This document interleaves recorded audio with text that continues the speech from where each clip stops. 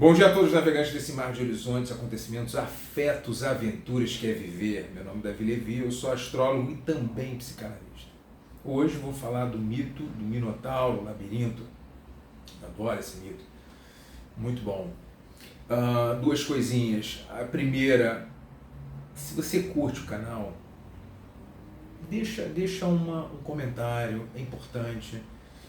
Para o YouTube entender que o canal está sendo bem aceito, tem a história toda do algoritmo e tudo mais, então é legal, você curte, compartilhe, se inscreva, ative o sininho, isso é bastante importante. E a segunda coisa, eu estou com a agenda aberta, pode mandar e-mail, pode entrar no Instagram, direct, e pode me ligar. Tudo isso na descrição. Então, é isso, tá? Ok? Vamos lá.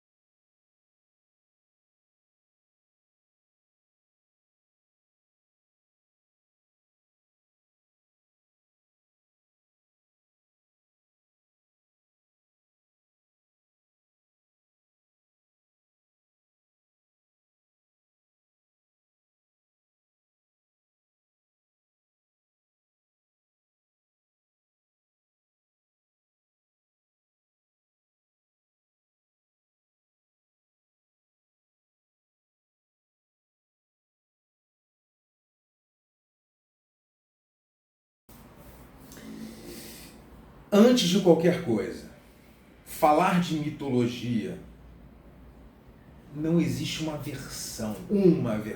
Essa é a verdadeira e as outras são todas mentirosas. Não é bem assim que funciona. Então, assim, eu vou utilizar uma versão, se vocês encontrarem outra, não quer dizer que a minha está certa, a outra está errada. Não é. Isso acontece mesmo, é assim. O exercício que eu faço, e aí eu compartilho com vocês, é tentar compreender as bases simbólicas do mito. Tem certas estruturas. Sujeito, ele largou Ariadne, ou ele foi obrigado a largar Ariadne, ou ele, quando viu, foi tomado por uma força. O importante é entender que eles se separaram. Quer dizer, a estrutura simbólica aí, então, é claro que dependendo da intenção, isso tem uma interpretação e tal, mas tentar encontrar essas bases para vocês entenderem melhor o mito, independente das versões, ok? Então, isso é importante. Bem, vamos lá. Outra coisa também, falar um pouquinho dos parentescos. Toda mitologia grega. Porque fulano que é filho de ciclano, porque é tio de não sei quem, porque ele gerou não sei quem. Mas é importante pelo menos uma base para vocês entenderem e vocês se ambientarem, tá? Isso é bastante importante. Se ambientar um pouco. Porque a influência do pai daquele personagem é necessário para a compreensão, às vezes porque gerou e brigou com fulano, que é não sei o quê. Essas tramas, elas têm um aspecto simbólico, essas forças que atuam na narrativa, tá? Outra coisa, o mito. O mito, ele condensa muito ensinamento ali. Muito ensinamento. Isso não é historinha, muito. Isso é a base de todas as religiões. Os fundamentos das religiões, elas estão pautadas no mito. Então, no mito, vai ter uma narrativa, um ensinamento em forma de ficção. Mas ali tem muita coisa. Então, vamos aprender a gostar dos mitos. Ok? Bem, vamos lá, vamos avançar. Bem, primeira coisa. Quando a gente fala Minotauro, significa o touro de Minos. E Minos é o rei de Creta. Tamanha importância que ele vai, inclusive, influenciar no nome da civilização minoica, que é fundamental para a gente conseguir compreender um pouco. Eu não vou me aprofundar nisso, mas eu convido a vocês, se vocês quiserem, vocês colocam no comentário, eu posso fazer um vídeo só disso. Mas é bastante importante para a gente compreender a importância não só do touro e de outras referências que a gente vai encontrar no mito. E é uma civilização que, ali naquela ilha de Creta, né, que influenciou muito a Grécia como um todo. Tá? Muita coisa. Então, é importante aprofundar um pouquinho o estudo. Isso vai ajudar demais e é bastante interessante. Tá? Bem, antes de qualquer coisa, a raiz do nome labirinto. Labris, daí que vem o nome labirinto. Labris é um machado, double axe, é um machado de 2 lâminas. Esse machado de 2 lâminas, ele era um instrumento utilizado pelas sacerdotisas, muito ligado ao culto envolvendo a lua, ao feminino, a força da mãe terra, tudo isso nessa civilização. O touro simbolizava uma figura de poder. Em determinados lugares onde tinha a representação dos chifres do touro, era feito os sacrifícios do próprio touro. Que o sangue do touro representava não só a transformação, mas também a elevação de um outro estado espiritual. Então, eu estou trazendo isso. Vamos lá. Primeiro, para a gente tirar um pouco essa ideia de que o Minotauro é ruim, é o nosso lado material, e aí a gente vai de encontro. É ótimo, eu gosto disso também, acho legal, mas eu acho que a gente pode avançar um pouco, pode ver um outro lado da história. Né? Eu acho que essa interpretação é um pouco até repetitiva. E a ideia é poder trazer uma outra leitura, possível também, ok? Sem se desfazer da outra. Tá? Então, primeira coisa, a gente vai entender que essa figura do touro, ela não é tão maléfica assim. É uma figura sagrada. Vamos lembrar que Zeus se transforma num touro branco para ir buscar Europa. Estava tendo um trique com ela. Depois vai gerar um filho, 3. Um deles é quem? Minos, o rei de Creta. Então, vamos juntando. Olha aqui, esse exercício ele é importante. A gente começa a ter a possibilidade de entrar num outro universo e desfazer certas bases. Então, a gente já começa a perceber que touro não é uma coisa tão demoníaca assim. Primeiro. Que, inclusive, tem um aspecto sagrado aí. Que o sangue dele, inclusive, representava, na civilização minoica, uma evolução, um passo adiante numa vida espiritual. Uma transformação. Os chifres do touro eram os lugares sacrificiais. E que o labris, aquele machado, que não só ele estava ligado à Lua, por ser duas, digamos assim, a Lua crescente e a Lua minguante, mas duas partes que se encontram, e eu vou dizer que é o casamento do Sol com a Lua. Esse casamento alquímico. E eu vou mostrar onde está isso no mapa astral. Vamos lá, o negócio vai ficar bom. Então, já de cara a gente começa já a compreender isso. Então, o labirinto, em última instância, ele fala de um encontro. Essa ideia de duas partes do machado, tá? Então, há um encontro de duas partes ali. Isso é importante. É um lugar também, é a casa do machado. Se é a casa do machado, a gente começa também a entender um aspecto de sacralidade aí, esse labirinto. Ok? Uma outra coisa importante também para a gente entender é que havia muitos rituais onde o rei e a rainha se vestiam, a rainha com a cabeça de vaca e o rei com a cabeça de touro.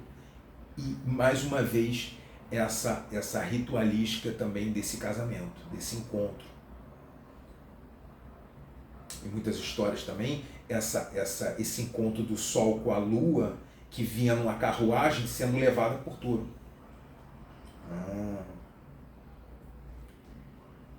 Essa ideia de um touro solarizado vai estar presente, por exemplo, Borges. Aliás, leitura obrigatória. A Casa de Astério. Astério era outro nome do Minotauro, que ninguém fala, mas era. E o mais interessante, cara, muito bom. É curto, tá? Então não tem desculpa.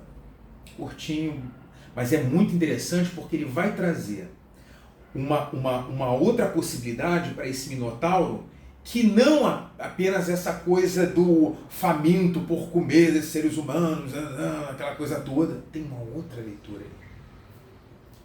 E eu acho que é bastante interessante. Ele sabe das coisas, ele era místico, estudou muita coisa, conhecia astrologia. O cara não era brincadeira não. Tá? Então, Borges, vai que o cara sabe das coisas. Muito bem. Então, eu estou trazendo esse... E o Borges, inclusive, também sinaliza essa solarização, essa relação do Sol com o Minotauro. Né? Ele não vai dizer, mas é assim, um pouco a gente pode pensar o labirinto, e que no meio do labirinto, essa ideia digamos assim, de uma ideia heliocêntrica, né? Do Sol no meio do universo, né? E esses caminhos seriam exatamente a eclíptica. Vamos lembrar aqui, é importante, que ao contrário da tia Totoca, que dizia que o Sol ficava paradinho lá, e os planetas ali... Não, o Sol também anda. Aqui, ó, e percorre a pista de corridinha dele, ó. 12 meses para completar. Mas nessa que ele está aqui, os planetas também estão em volta. Aqui, ó, todo mundo. Não tem ninguém parado nessa história. Ok? Beleza. Então é um pouco esse movimento também. É uma leitura importante, interessante. Mas vamos lá. Vamos para a história. Tá? Minos, o rei de Creta, ele vai então pedir a Poseidon, o rei dos mares, né? o deus dos mares, o grande, que era muito importante para aquela região, né? Eram todas as rodeadas pelo mar, aquela coisa toda, então ele era muito solicitado. Mino queria poder, queria se garantir no reinado, aquela coisa toda, e ele falou, me ajuda aí, Poseidon. Poseidon falou assim, tá, mas e aí? É assim, vai chegando, não tem nada aqui. Não, faz o seguinte, me arruma um touro maravilhoso, que eu vou pegar esse touro maravilhoso e vou oferecer para você. Aí Poseidon pensou, tá bom, beleza. Então ele fez surgir do mar do fundo do mar um touro. Incrível. Quando Minos olhou, ele falou, não vou sacrificar isso não. Vou pegar um genérico. Achou que ia ser um dama de malandro em cima do Poseidon. E colocou outro. Poseidon, obviamente, percebeu o que ele estava querendo fazer e resolveu atrás. Ele foi até a mulher de Minos, Persífae. Antes disso, só lembrando aqui, como eu falei, que Minos é filho de Zeus. Olha só que coisa, hein? Só isso. Persífae é filha de Hélios, que tá ligado ao Sol. Guarda essa informação. Então o Sol mais uma vez aparece. Então, ele vai, Poseidon então faz um encantamento para que Persífae se apaixone pelo touro. Mas não é uma paixão, uma semana e meia de amor, sabe aquele clima? É isso. Essa é a... Muito bem. Acontece, e de fato ela se apaixona, fica louca, aquela coisa toda, mas ela fala assim, porra, e aí? Né? Ele é touro, eu sou a mulher, e como é que vai rolar? Aí ele... Quem é que resolve os pepinos? Essa figura é importante. Dédalo. Dédalo, pai de Ícaro. Lembra do Ícaro? Que voou e chegou próximo do Sol, quis chegar próximo do Sol? Vamos lá. Chega então, Persífae, chama no canto Dédalo e fala assim, olha, preciso resolver um negócio, a coisa está esquentando, você me ajuda aí a resolver essa história. Sei lá, constrói uma vaca aí para eu entrar na vaca e passar aí uma noite maravilhosa lá com o tourinho. Aí o Dédalo deixa comigo, vou resolver aí. Ok. Então ele constrói, faz ele muito imaginativo, arquitetônico, ele cria as coisas, muito doido também, né? Meio ele veio fugido porque matou o sobrinho. O sobrinho trabalhava com ele ensinava o sobrinho, viu que o sobrinho estava muito espertinho e puf, matou o sobrinho. E foi embora. Assim. Mas enfim. E aí então, Persífae tem lá a noite lá dela e tal, aquela coisa toda. Vem e nasce o Minotauro, né? Cabeça de touro e o corpo de homem. Ok? Bem.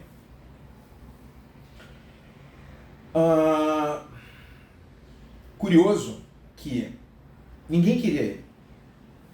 Persífae se livra dele. Todo mundo. O Minos, e aí? Aí chamou de novo, mais uma vez, chama o Dédalo. Aí, a gente precisa esconder esse bicho aqui. Não dá não, e tal. Isso aí é muito esquisito. Esse negócio de meio homem, meio touro. Tá bom, vou construir então um labirinto. Dédalo vai arquitetar um labirinto para que o Minotauro fique no centro dele. E um labirinto tão cheio de meandros e tudo mais que ele não conseguiria sair. Tá? Isso é uma versão da história. Muito bem, e ele faz isso. Ok, vamos lá. Agora, Minos tinha um filho, Androgeu. Androgeu, muito valente, resolveu ir para Atenas para participar de Jogos Olímpicos, aquela coisa toda. Eles tinham uma mania, galera esperta, hein? Vinha o touro, eles pulavam por cima do touro. Não ia dar certo, né? Tem versão da história que conta que ele morreu assim. Que o touro foi, pum, pegou ele. E tem outras que os adversários ficaram enciumados, aquela coisa, e mataram ele. Mas de qualquer forma, ele morre. E Minos fica muito bravo com isso. E fala com o Egeu, só, e aí? Vai ter que pagar o preço. Como é que era? Meu filho morre? Porra. foi para as Olimpíadas, voltou, nem voltou, tá boa, e agora faz o quê? Decidiu então, aí pode ser 9 anos, de ano em ano, enfim, mas era trazer 9 jovens homens e 7 jovens mulheres, 7 jovens homens, para ir para o labirinto. E eles morriam no labirinto. Não conseguiam enfrentar o Minotauro, não conseguiam sair do lado de dentro, enfim. Isso se repetiu. Se repetiu e várias vezes. Mesmo processo. Vinham os 7. Interessante essa ideia do 7 e 7, esse 14, porque o 7, vamos lembrar que 7 também é os 7 dias da criação. Existe um ciclo importante dos 7. Na astrologia, nós sabemos também que cada casa angular é um marco de um 7. Não é? Isso é bastante importante. A casa 1, a casa 4, a casa 7 e a casa 10, na mandala astrológica. Né? São 7 planetas, claro, contando Sol e Lua como planeta. Eu estou tirando, digamos assim, a astrologia clássica, tirando Urano, Netuno e Plutão. Mais uma vez, quer dizer, os 7. Então essa ideia do 7, de uma certa completude, de um lado e do outro, e há essa coisa, esse masculino e feminino. Lembra da história do casamento da Lua com o Sol? Né? Isso não é à toa. Né? Escolhido 7, por que são 7? O mito, eu estou te falando, o mito a gente tem que ir um pouco mais a fundo, entender os detalhes. Então, acontecia isso. Teseu, tem versão que conta que ele é filho de Poseidon, que eu prefiro essa história, essa versão. Tem uns que falam que ele é filho de fato de Egeu. Por que eu prefiro que essa versão que ele é filho de Poseidon, apesar de ser criado por Egeu? Porque essa ideia do herói ter uma parte divina e outra parte humana. Eu gosto disso. Porque isso vai estar muito de acordo com a ideia de que nós temos uma parte divina em nós e que é exatamente por isso que a gente consegue fazer o processo ascensional e de encontro com a nossa vida espiritual, encontro com, digamos assim, com o divino. Então é por ter essas duas... E nossa parte humana, exatamente, é através da matéria, é através da nossa vivência material que a gente consegue fazer essa evolução. E é por isso que a gente encarna. Então, eu gosto dessa ideia de a gente ter uma natureza divina e ter uma natureza humana. Claro, vamos no sentido simbólico. Ok? Bem, então, eu acho importante essa filiação, né, com Poseidon. Teseu era muito... Olha só, Teseu não era um mequetrefe qualquer, não. Né? Parece que ele só ficou famoso depois que venceu. Não, o cara já tinha passado por várias coisas, várias provas. Ele na viagem, quando ele decide ir junto com os jovens, ele vem passando por diversas provas, ele vai fazendo, vai matando um, vai conquistando aquilo.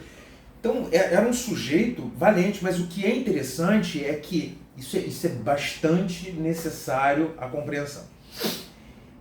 Havia uma repetição, vai os 7 homens, 7 mulheres, vai e morre. Vai os 7 homens, 7 mulheres, uma tradição, já se tornou uma tradição naquilo ali. Quer dizer, então ele aparece e diz, eu quero romper com isso. Isso não está certo. Eu não aceito essa coisa que se repete. Olha só. Então, ele, com a coragem, tem uma certa forma, uma coragem leonina, ele é uma figura bem leonina. Ele vai. Quando ele chega lá, ele é recebido por Minos, e aí, garotão, tudo bem, aquele negócio todo.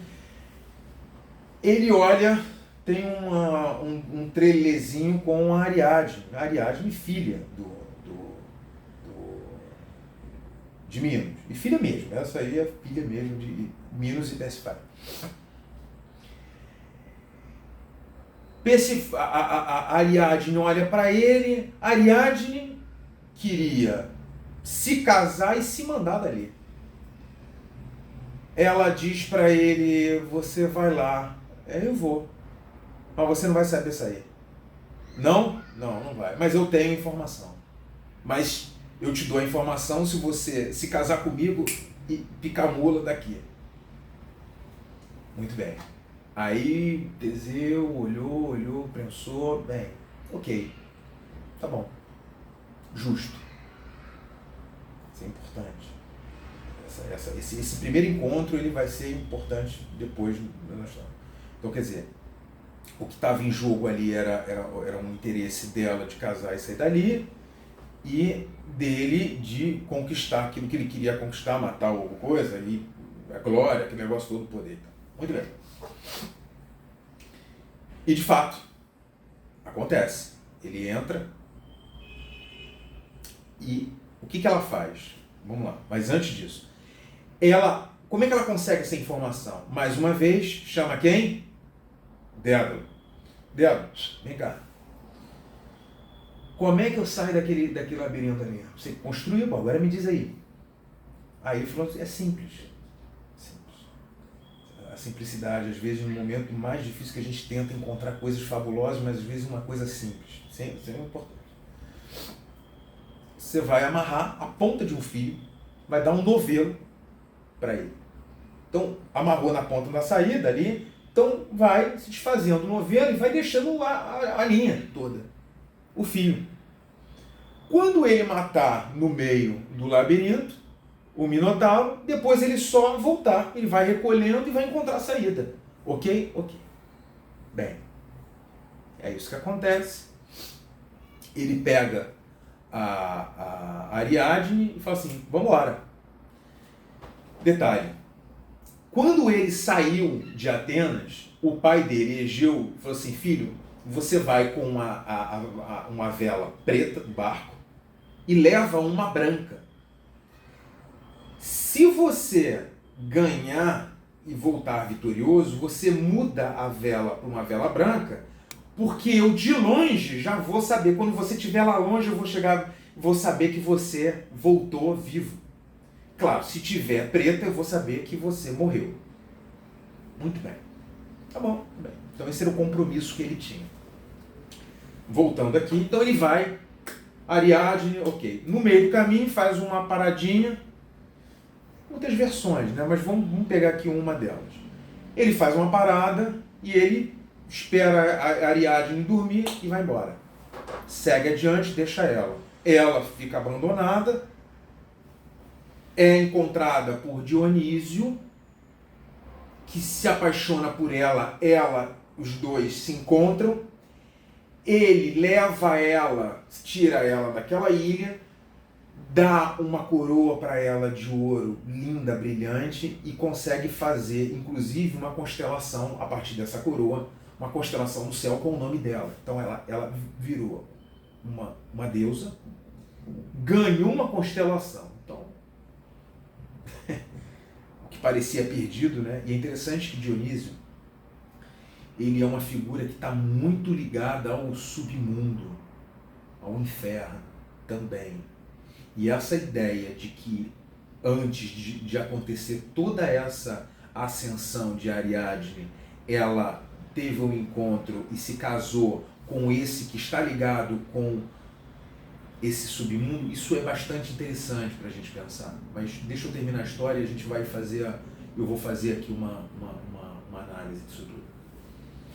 Já Teseu, quando esqueceu da vela, a vela estava preta, nem se ligou. Quando ele está indo, o pai dele olhou a vela preta, meu filho morreu, se mata. Se matou. Então ele chega e encontra o pai morto. Ele assume o reinado, ele faz algumas ações e tudo mais, enfim, também não vou me prolongar na história dele. Ok. Então, vamos lá, né? Algumas coisas importantes aqui, tá? Bem, primeira coisa. Vamos pegar a mandala astrológica das casas astrológicas, os portais de iniciação, cada casa. Tá? Eu já venho falando nos vídeos disso. Vamos entender as casas astrológicas como há um sentido, a sequência delas, com os seus signos correspondentes. Isso tem uma razão de ser. É preciso entender isso. Em qual o lugar, vamos lá, qual é o lugar na mandala astrológica que a Lua se encontra com o Sol? Casa 4 é a casa de Câncer. Câncer é regido pela Lua. E a casa 5 de Leão, Leão é regido pelo Sol. Lembra que eu falei de Dédalo, que é o cara que resolve construir o labirinto, que resolveu os pepinos, que fez o que fez? Ele é representação de quem? Quem é que tem essas artimanhas todas? Quem é que possibilita as coisas acontecerem no nosso processo? Mercúrio. Mercúrio. Lembre-se, é preciso saber no seu mapa onde está Mercúrio, como ele está aspectado, em qual signo, ele está fazendo trígono, está fazendo quadratura, oposição com quem, tem conjunção com quem, qual é a força de Mercúrio no seu mapa, porque sem Mercúrio não há jogo. Lembre-se que é ele que é o mensageiro dos deuses e aquele que liga dois mundos. Como é que você quer fazer o seu processo ascensional sem a ajuda de Mercúrio? Zero chance. Então, saiba no seu mapa. E no seu mapa, aonde está? Por isso que eu, como astrólogo, ajudo. Né? De certa forma, é um pouco uma figura mercurial o astrólogo. Né? Porque ele vai conseguir ajudar o sujeito a entender esses dois mundos. Claro. Existe um mundo que você não tem acesso, que é o mundo dos segredos da astrologia, dos astros, da mística, da toda a parte espiritual, esotérica. O astrólogo, ele sabe disso.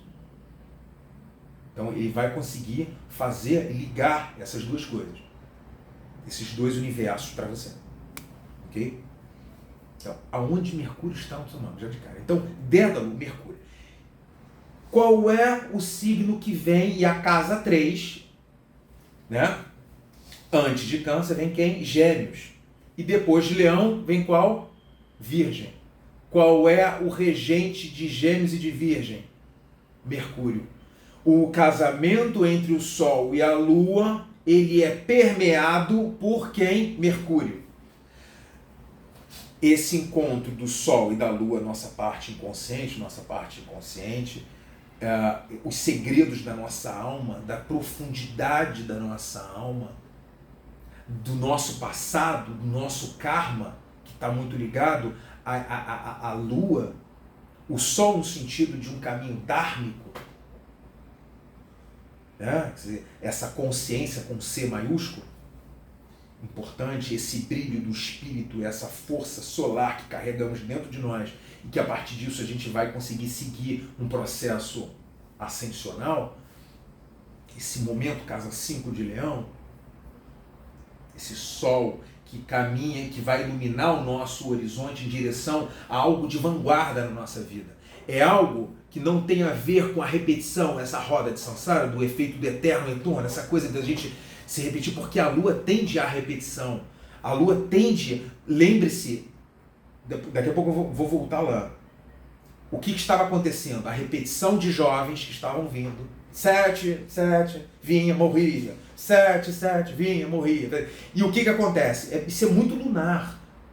Esse processo de uma cultura, processo de uma coisa... Não é à toa que a Casa 4 fala da nossa infância, fala da nossa relação com os nossos pais, fala do que a gente recebeu da nossa ancestralidade, fala do que a gente recebeu dos nossos pais, fala sobre certa educação que a gente recebeu em casa, fala de uma série de coisas, mas a gente precisa avançar. Não é possível mais ficar refém daquilo que os outros querem que a gente faça. E aí a figura de Teseu, bem solar, por isso que eu falo, é bem leonino, que ele fala, porra, vai acabar com isso. Vamos romper com isso. E é um avanço da Casa 4. Mas essa junção da Lua com o Sol é incrível. A Lua, onde o lugar da memória, o lugar desse passado que a gente precisa, e a gente avança com esse Sol que traz a consciência, traz o espírito, traz essa... Então, essa junção, esse casamento, onde está o teu Sol e a sua Lua no seu mapa, eles fazem um bom aspecto? Qual é a força que eles têm no teu mapa?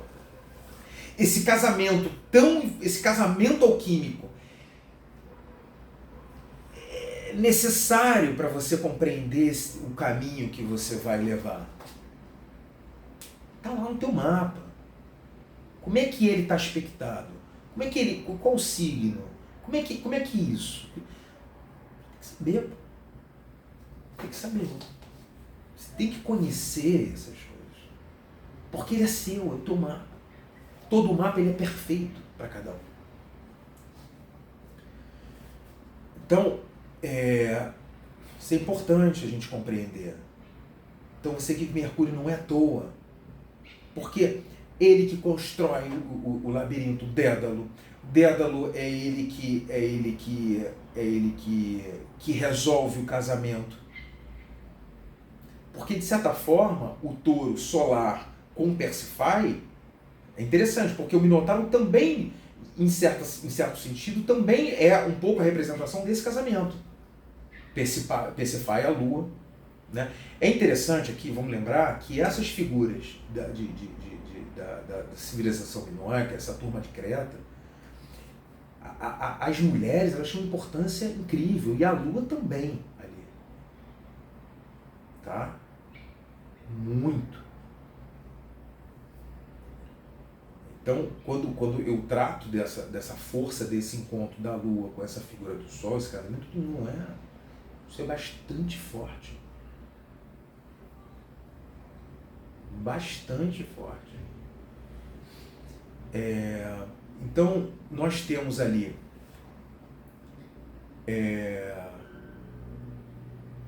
esse encontro possível que foi Dédalo. Dédalo é quem dá e passa a informação para Iadne. Né? Vamos pensar o seguinte, a Lua é a mente, é essa caixa, digamos assim, esse hardware. Né? E Mercúrio, ele é o programa, é o software. Então, a estrutura, digamos assim, que vai possibilitar toda a profundidade, né? A nossa alma. Ou então, vamos pensar, toda a mente, né? O processo analítico também está extremamente ligado à Lua e a Mercúrio também. Né? A gente fala dessa estrutura da mente e Mercúrio com todos esses caminhos, que podem ser organizados ou desorganizados, porque é exatamente essa organização virginiana da influência de Mercúrio é que vai possibilitar a gente conseguir organizar um pouco a cabeça na casa 6. Porque se a gente não tiver organizado essas coisas, vai danar. O que aconteceu com o nosso amigo Teseu? Esqueceu. Né? Esqueceu. Perdeu o pai. Né? Esqueceu de trocar as velas. Né? Essa questão da casa 6, a busca pelo poder de Teseu, e aí que é importante, esse momento, e é o cuidado que essa força de Leão na casa 5. A gente descobre algo muito singular, a força que a gente precisa para iniciar um processo individual. Depois vai ser coletivo, mas nesse primeiro processo individual que começa na casa 5, que a gente rompe com uma certa tradição, que a gente pega aquilo que a gente aprendeu com papai, mamãe, titio, vovó, vovô, cachorrinho, tudo mais, né? Na nossa história, nossos ancestrais, nossa cultura, folclore, isso aqui, a gente pega aquilo ali, mas segue adiante. A gente não pode ficar paradinho lá na casa 4, tem que seguir adiante. E para a gente seguir adiante, a gente precisa de uma coragem para enfrentar a vida. Mas o perigo é que Leão é a figura do poder também. Muito forte. Do brilho, do poder, da força. E se ficar preso nisso, aí é o nível, a oitava inferior e é o nível mais baixo de Leão. Por isso que logo em seguida nós vamos para a Virgem, que fala sobre o serviço ao outro. Então, não basta você descobrir a sua potência, é preciso que você possa iniciar o que mais tarde vai ser o encontro com o coletivo ou o encontro com o outro na casa 7, com o casamento. Que é você começar, o que vai ser o prenúncio de um casamento é você começar a exercitar o serviço. Então, não há casamento possível se você não começa a trabalhar o serviço diário. Não é à toa que a casa 6 também, numa análise, não qualquer análise, numa análise específica, também fala sobre os seus funcionários. Você quer saber sobre os seus funcionários? Você, por exemplo, você vai lá na casa 6, exatamente porque fala desse serviço. E esse é um choque difícil que acontece no mapa astrológico. Qual é a sua casa 4? Onde é que está a sua casa 5? Qual é o signo? Tem planeta na tua casa 5, na tua casa 4? Porque se eu estou falando desse casamento crucial no processo ascensional da vida de qualquer sujeito, na saga, nesse caminho dessas 12 portas iniciáticas que são as casas astrológicas, você precisa saber a casa 4, a casa 5, quem está ali, quais são os signos, como é que é, né? Então, a casa 5, ela tem ela ao mesmo tempo, ela a possibilidade de gerar uma força para a gente encarar a vida, né? E não ficar tão refém, é isso que dá. Se ficar preso na vaidade, vai ficar muito refém do que o outro, do olhar do outro. Mas se você avançar no sentido do coração de leão, da coragem, de buscar para fazer o bem, avançar em virgem, colocar isso todo dia, não apenas algo meteórico, mas que todo dia você vai lá e coloque à prova tudo aquilo que você descobriu na 5 e faça ali na 6 algo, né, que busque a purificação, que busque o aperfeiçoamento. Porra, que lindo esse processo. E não ficar preso, refém do que os outros querem que você faça. Porra. Então, isso é bastante importante, essa passagem. O que é interessante aí nessa jogada, nessa história toda, é que lá no começo, lembra que eu falei que eu ia voltar nessa história? Ela não age com o coração, de fato. Ela tem interesses ali. E ele também, em busca do poder.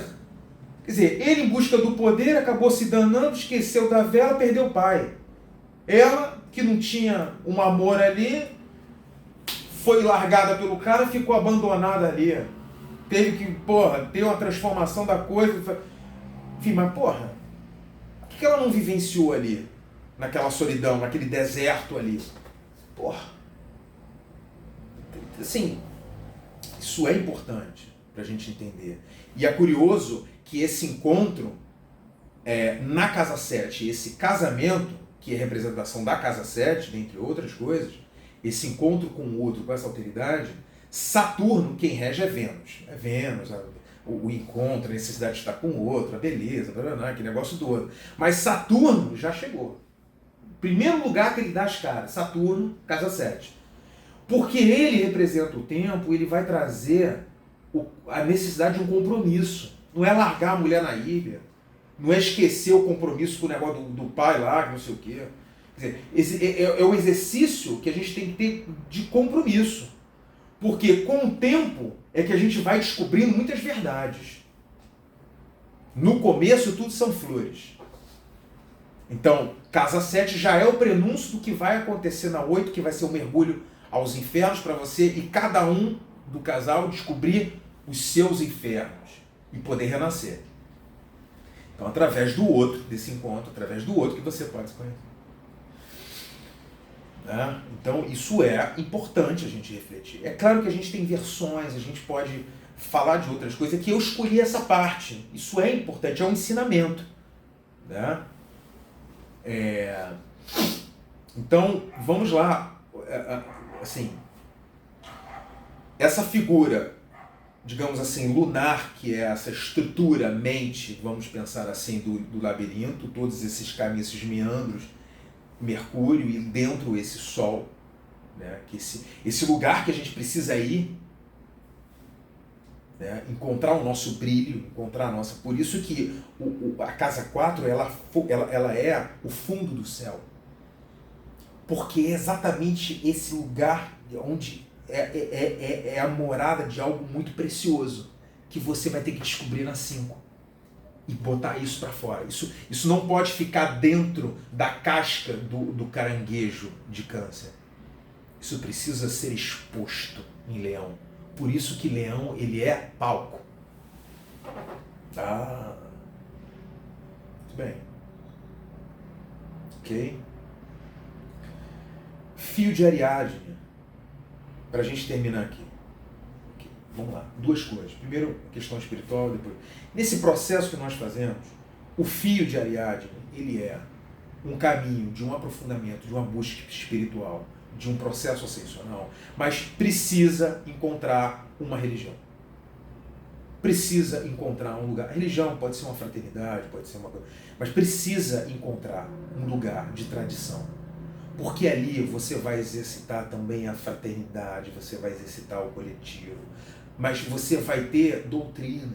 Ah, tem alergia à doutrina? Não tem nada. Para com isso. Isso é importante. É o fio. A gente percorre os caminhos da vida, mas é importante que a gente tenha que ter um fio da tradição. A lua, ela é muito, muito necessária. A gente caminha no sentido solar, mas a lua, por isso o casamento, a lua, ela vai trazer, ela vai nos ajudar a gente trazer essa força da tradição, da religião que cada um escolher. Precisa, ajuda a organizar as coisas. Você não fica pulando de galho em galho. Isso tem uma importância. Isso é um fio de conduta. Claro que você pode estudar várias religiões, mas você tem que ter um fio condutor. Você tem que ter uma coluna vertebral. E também a gente pode pensar no sentido psicanalítico, que é um pouco também a figura do analista. Por que não? É sim, a figura do analista também com a sua direção de tratamento. Claro, ele tem ele tem conceitos. Claro que sim, ele tem que ter. Na ciência não tem isso. Não estou querendo colocar como ciência e tal, mas não é disso. Mas é assim, você não tem um conceito, uma base conceitual para você fazer aquilo ali. Se você está pensando o inconsciente como Lacan, como os ensinos de Lacan, ok, você tem uma materialidade. Você não pode ficar dialogando o que é o inconsciente. Por mais que você trabalhe, mas tem que ter uma direção. Você tem que ter. Você pode enriquecer a coisa toda, mas eu falo a partir de um lugar. E a partir desse lugar, então, se é verdade que o inconsciente ele é estruturado com uma linguagem, blá, blá, blá, aquela coisa toda, beleza, então vamos lá. Então, quer dizer, se tem um eixo, tem que ter. Então, esse fio ele é importante para a gente conseguir encontrar. E aí tá, esse fio ele nos ajuda a conduzir para um lugar também de uma singularidade, que é o Sol. Esse brilho que nós temos dentro de nós. Porque sem a força do Sol, nós não conseguimos sair da esfera coletiva, da esfera familiar. A gente precisa avançar. Sabe o adolescente que precisa arrumar força para sair da casa dos pais e começar uma vida sozinha? Uma vida individual? Depois ele vai encontrar a vida coletiva, mas é um pouco isso. Tem que sair. Tem que largar. Ok? É isso.